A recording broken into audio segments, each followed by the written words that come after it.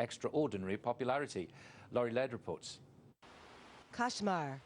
It's the Russian word for nightmare, and it's rarely used by central bank officials responsible for ensuring confidence in the financial system. But that was the language of Russian Central Bank Vice Chairman Sergei Svetsov describing the latest financial turmoil. We couldn't imagine what's happening in our worst nightmare, even a year ago. A nightmare, to be sure, for the Russian people. The falling ruble has reduced the value of their savings. It is also stoking inflation by raising the prices of imported goods.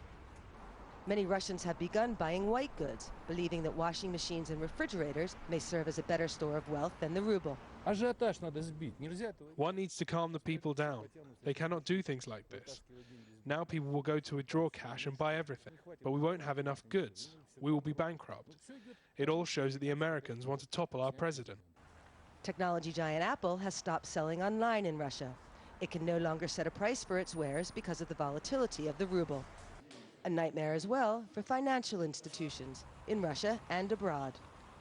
The falling ruble has increased the value of the debt held by the Russian government and corporations, most of which is denominated in dollars. Many could struggle to repay their loans.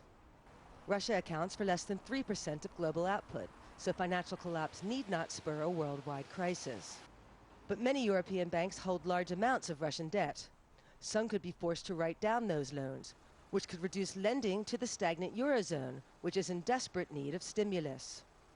And Russian contagion has infected currencies in other developing markets.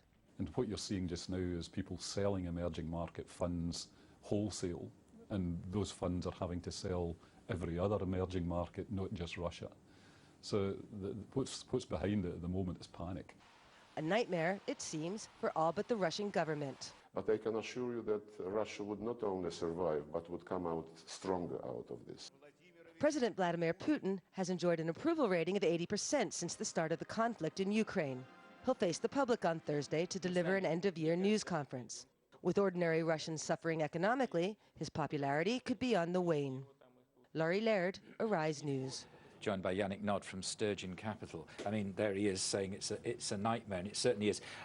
Earlier this afternoon, yes, apparently the finance ministry said that the central bank said it would do something to stabilise the currency.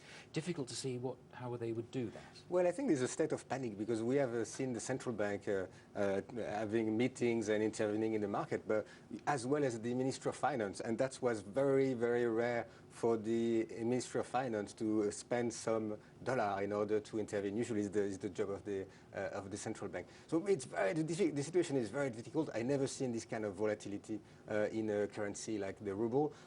The decision of Apple to stop selling ruble is one. It's a logical decision because it's impossible to know if you're able to sell your product at a competitive price because the currency is going up and down this day, mostly down 10% a day. But after you start using up all the ammunition, yes, you know, at this kind of stage, well, I think the rest of the markets have kind of understood what's going on, haven't they? So presumably further falls. Well, I mean, yesterday they increased the rate from I think 10.5% to 17%. 17%, 6.5% increase.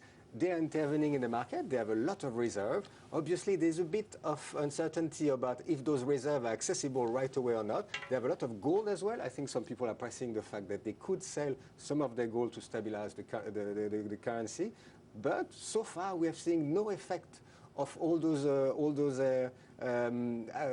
actions. Yeah. So that's the worrying part, because if we look at previous crises in Turkey, in other emerging markets, usually this kind of tactic is working, but not this case. What about capital controls? Are we down to that yet, do you think? It's possible. I mean, everything is possible. When they will have exhausted every kind of tool in order to try to calm the market, that could be the last tool. Obviously, they have said earlier today, or I think yesterday, they will not do it, but it has to be a surprise. So anything is possible. I think that we might have seen the worst on the ruble yesterday when we hit almost 80 rubles for one. I think the demand was incredible. I think we might see a slow decrease of the value of the ruble, but we shouldn't be able to see 10% move every day. Okay, just before we get to that then, yes, and let's hope we do, what could the damage be if corporate Russia decides to renege on its debts?